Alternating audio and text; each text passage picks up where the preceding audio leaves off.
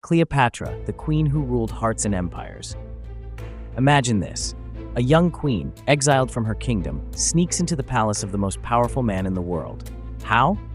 Wrapped up in a carpet. Yep, you heard that right. A carpet.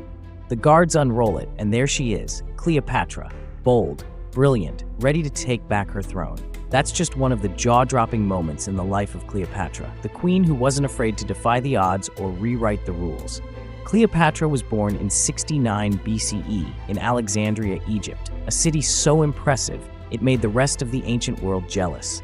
Her family, the Ptolemies, had ruled Egypt for generations. But let's be real, they were kind of a mess. Picture a family reunion where everyone's plotting to overthrow each other. That's the vibe. Playful, curious. Now, most of the Ptolemies didn't even bother to learn Egyptian. They treated it like some faraway land, even though they ruled it. But Cleopatra? She was different. She learned the language, embraced the culture, and showed her people, hey, I'm one of you. Pretty clever, right? At 18, Cleopatra became queen. But there was a catch. She had to share the throne with her younger brother, Ptolemy XIII. Let's just say they weren't exactly buddy-buddy. Things got so bad, Cleopatra was forced to flee for her life. But she didn't give up. She had a secret weapon, her brains, and a plan to get the biggest ally she could find. Enter Julius Caesar, the ultimate Roman power player. Cleopatra didn't just ask him for help, she made an entrance. According to legend, she had herself smuggled into his palace, rolled up in a carpet. When Caesar unrolled it, there she was, dazzling and ready to make her case.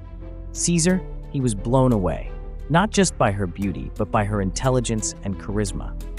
With Caesar's help, Cleopatra took back her throne. But their partnership wasn't just about politics. It turned into a love story. They even had a son together, Caesarion. Cleopatra had big dreams for him, to rule both Egypt and Rome. But tragedy struck. Caesar was assassinated, leaving Cleopatra in a dangerous position.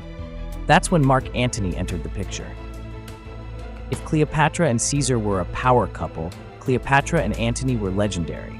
They fell hard for each other. Together they threw lavish parties, sailed on golden boats, and dreamed of creating an empire that would unite Egypt and Rome. Cleopatra even dressed up as the goddess Aphrodite during one of their feasts. Talk about making an impression. But their love story wasn't all glitter and gold.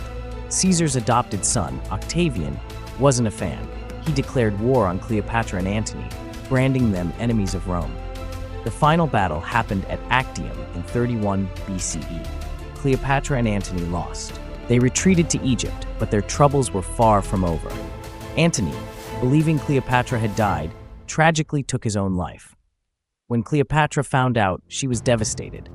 With Octavian closing in, she refused to be captured and paraded through Rome like a trophy. Instead, she made a bold choice. The story goes that Cleopatra allowed a venomous asp to bite her, taking her own life. Others think she used poison. Some even believe Octavian might have had a hand in it. The truth? It's a mystery. But what we know for sure is this: Cleopatra died on her own terms in 30 BCE.